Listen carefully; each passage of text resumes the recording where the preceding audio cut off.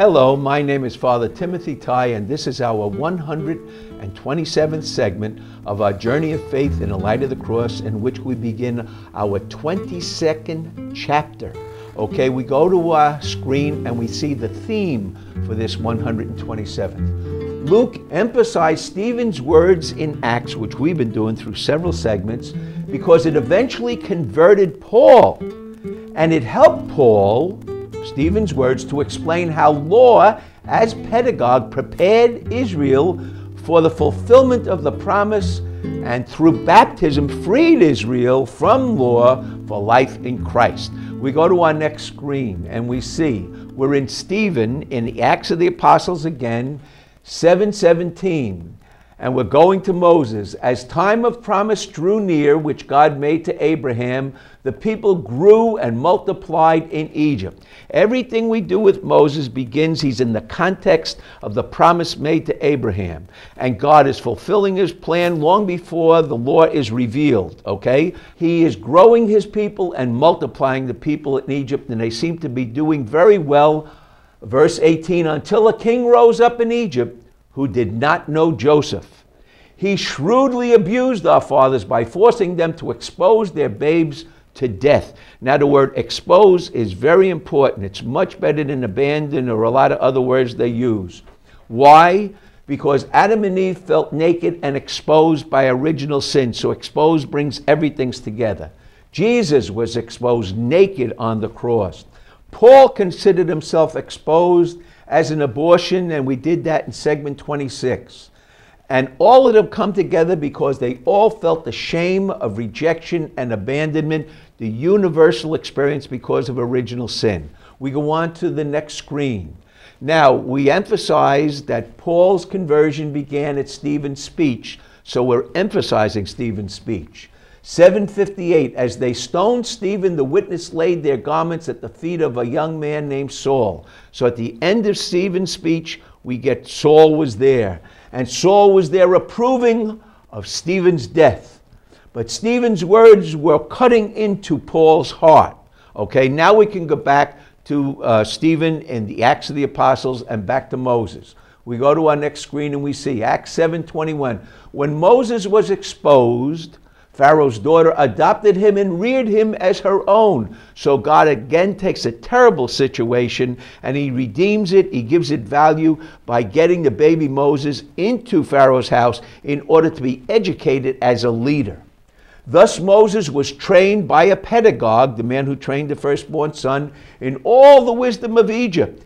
He was powerful in word and works, so he was specially prepared. No other Jew had this experience.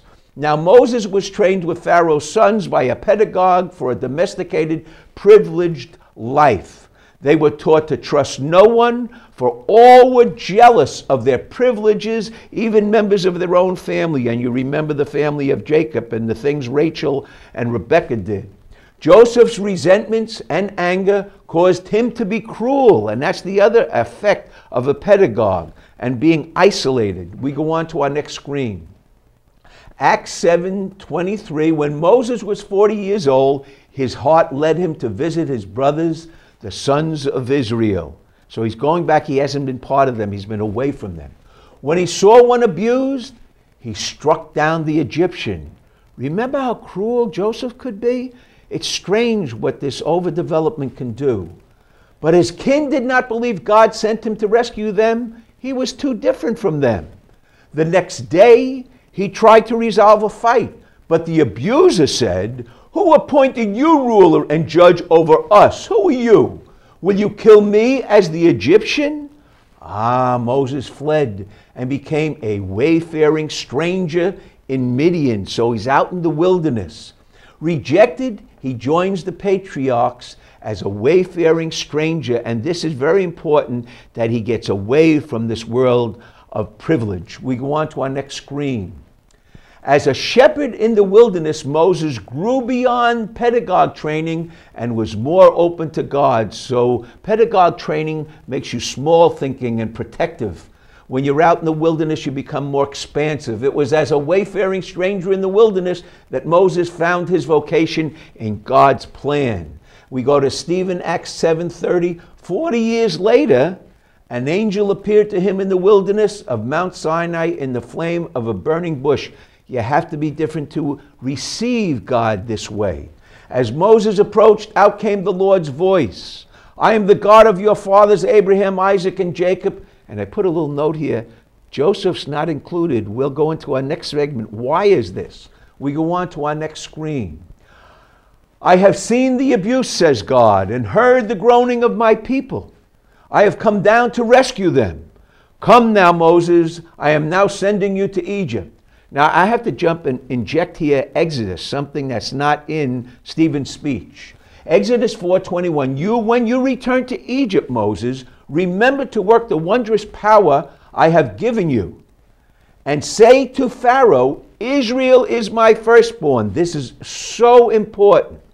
Moses was to train Israel as the firstborn, so he assumed the attitude of a pedagogue. A pedagogue is much like a coach or a manager who would train Israel in God's revealed law.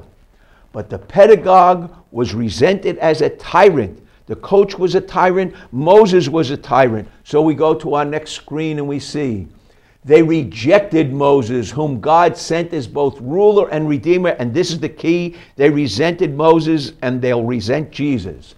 He led them out through signs and wonders in the wilderness for 40 years. And despite these signs and wonders, they turned on him. This Moses said to Israel, knowing how they felt, God will raise up for you a prophet from your own people as he raised me up. And you'll probably reject him, and they do. And you will reject him, Jesus, as you rejected me. People resented the freedom of the cross as much as the restrictions of the law. We go on to the next screen. At the wilderness assembly, it was Moses who received the living word to give to us. Yet our fathers refused to obey him. They dismissed him as a fool and turned their hearts to Egypt. No son was more severely disciplined than the firstborn son because he was so important. They told Aaron, make gods to lead us, for we do not know what has happened to Moses, and we don't want to know. Aaron represents the temple priests, the Sadducees, who allowed God's religion to get out of control. We go on to our next screen. Torah does not explain why wilderness experience complements the domestic training in the law. But wilderness experience prepared Moses and Israel and the prophets. It's so important. So we have these two things. We're trained in the law, but then we have to get out of it and become expansive in the wilderness. Galatians 3, Paul, law was Israel's pedagogue. Segment 25, pedagogue trained firstborn to manage the family's inheritance. All Judeans knew this, but Stephen was preaching to the diaspora Greek-speaking Jews. Diaspora Jews had a sense of wilderness experience, living as wayfarers in gentle lands. So those living in Judea were much more restricted by the law. Stephen appealed to their wilderness sensitivities. But as with Paul, it took time to cut into their hearts and convert them. We go on to our next screen. All of Paul's later writings were based on the words of Stephen that cut into Paul's heart and explains why Stephen was stoned to death. Luke wants all to know that Paul did not invent the Christian religion of faith in the cross. He received it through Stephen and others, and especially God's grace. He better explained it because of the cross in his own life. So Stephen's blood witnessed life in Christ and was a success. We go on to the next screen, and we close with Luke emphasized Stephen's words in Acts because it eventually converted Paul and helped Paul to explain how law, as pedagogue, prepared Israel for the fulfillment of the promise, and through baptism freed Israel from the law for life in Christ. Thank you so much for joining us, and I hope you continue with us as we end Stephen's speech in the next segment and try to put this all together. Thank you again. I'm just going